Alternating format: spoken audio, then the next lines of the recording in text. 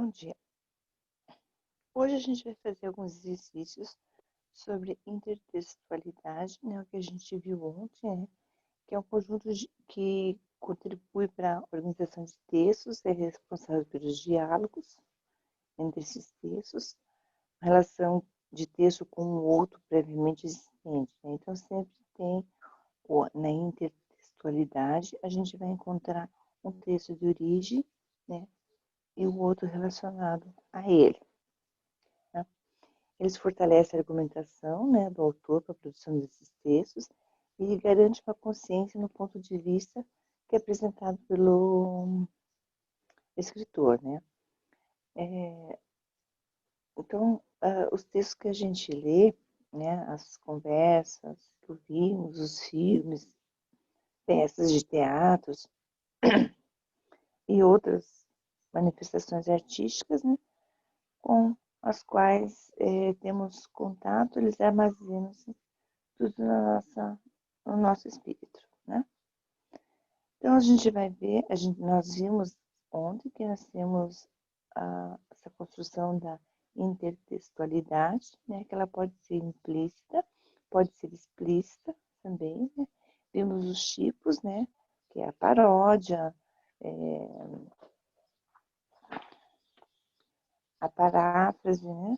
E entre outras que eu coloquei a mais também na aula de ontem, que está no slide do canal, ok? Então, a gente vai fazer alguns exercícios hoje. Tá?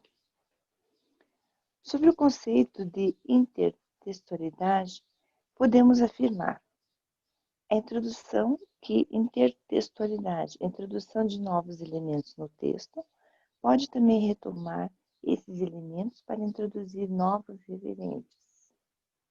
Não, né? Operação responsável pela manutenção do foco nos objetos do discurso previamente introduzidos. Sobre intertextualidade, nós podemos dizer que é um elemento constituinte do processo da escrita e da leitura e que trata das relações dialógicas estabelecidas entre dois ou mais textos, que pode ocorrer de maneira implícita ou explícita.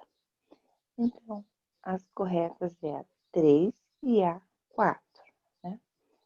A 5 também não condiz com o conceito, que fala que é responsável pela continuidade de um tema e pelo estabelecimento das relações semânticas presentes em um texto. Okay? Então, correta apenas a 3 e a 4. Aqui, nós temos uma gravura da Tarsila do Amaral, né? Desiguais na fisionomia, na cor e na raça, o que lhes assegura identidade peculiar, são iguais enquanto frente de trabalho. Num dos cantos, as chaminés das indústrias se alçam verticalmente. No mais, em todo o quadro, rostos colados um ao lado do outro em pirâmide, que tende a se prolongar infinitamente, como mercadoria que se acumula pelo quadro afora.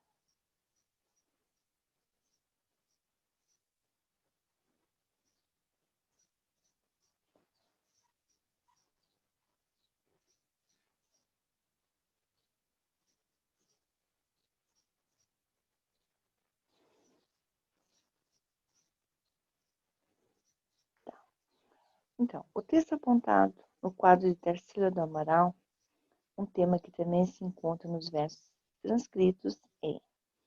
Então, nós olhando essa gravura, né, da Tarsila do Amaral, né, que fala sobre os prédios, né, aqui, os rostos das pessoas em pirâmide, né, várias classes raciais, né,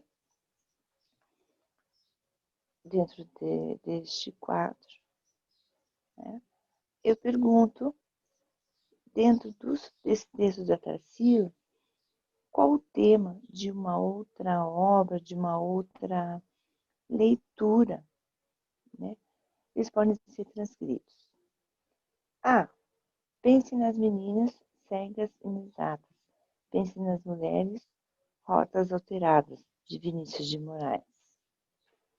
Somos muito severinos, iguais em tudo e na sina. Há de abrandar essas pedras, suando-se muito em cima, de João Cabral de Melo Neto. O funcionário público não cabe no poema, com seu salário de fome, sua vida baixada em arquivos, do Ferreira Goulart. Não sou nada, nunca serei nada, não posso querer ser nada. A parte isso, tenho em mim todos os sonhos do mundo, de Fernando Pessoa. Os inocentes do Leblon não viram o navio entrar. Os inocentes, definitivamente inocentes, tudo ignoravam, mas a areia é quente, e há um óleo suave que eles passam pelas costas e aquecem, de Carlos Drummond de Andrade.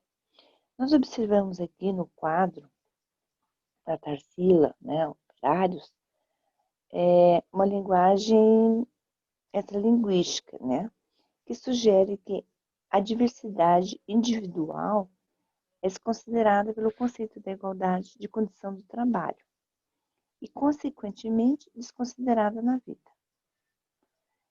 A mesma sugestão ela pode ser encontrada nos versos de João Cabral de Melo Neto, né? Onde ele diz: somos muito severinos, iguais em tudo e na sina, há de abrandar nessas pedras, suando-se muito em cima.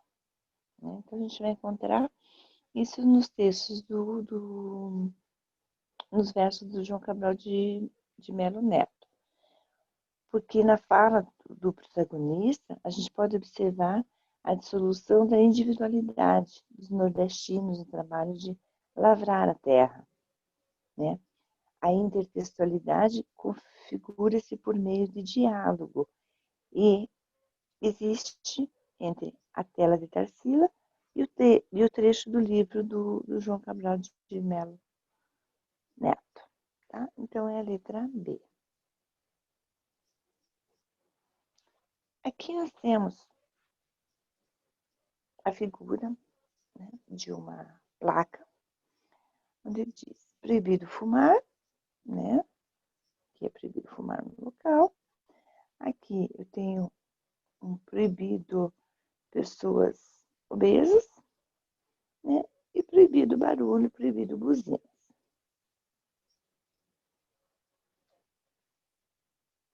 O gordo é o novo fumante. Nunca houve tanta gente acima do peso, nem tanto preconceito contra gordos. De um lado, o que há por trás é uma positiva discussão sobre saúde. Por outro, algo de podre, o nascimento de uma nova eugenia. Então, esse é um artigo retirado da revista Super Interessante. Em relação ao texto, considere as afirmativas a seguir. 1. O código não verbal, principalmente no que se refere ao segundo desenho, revela discurso preconceituoso e, consequentemente, um aspecto ideológico. Então, o código verbal se refere ao segundo desenho. O segundo desenho, né, esse aqui, né, condiz com o que fala a questão. Revela um discurso preconceituoso e, consequentemente, um aspecto ideológico. Correto? O sentido de proibição é captado por meio da intertextualidade, estabelecida entre os códigos não verbais, a qual, por sua vez, revela aspectos ligados ao gênero do humor. Correto. O conteúdo expresso na placa revela que, futuramente, indivíduos obesos sofrerão ainda mais discriminação social. Então, nós temos a opção 1, a 2 e a 3 como corretas. Aqui nós temos a imagem, a capa do livro Memórias Desmortas de Brás Cubas, de Pedro Vieira. Tá? Vejam que essa imagem, né, Memórias Desmortas de Brás Cubas, né, relaciona-se a que obra? Memórias Póstumas de Brás Cubas. Né? nós temos uma metonímia, uma transgressão literal, uma paráfrase indireta, um procedimento paródico, né? Ou um plágio explícito. Não, nós temos um procedimento paródico, né?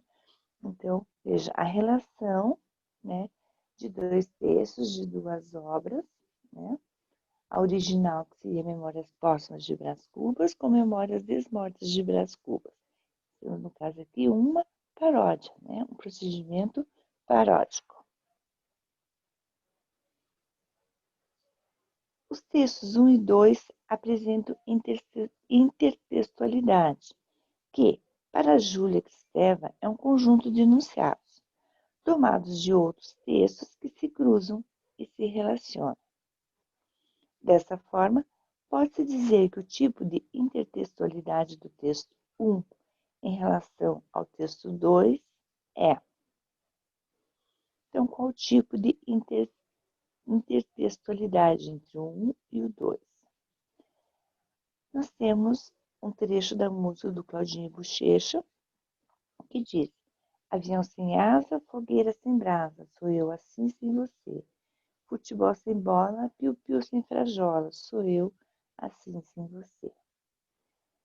E o outro texto, né? Texto origem, e o segundo texto, relacionado ao texto original, diz: peixinho sem água, floresta sem mata, é o planeta assim sem você.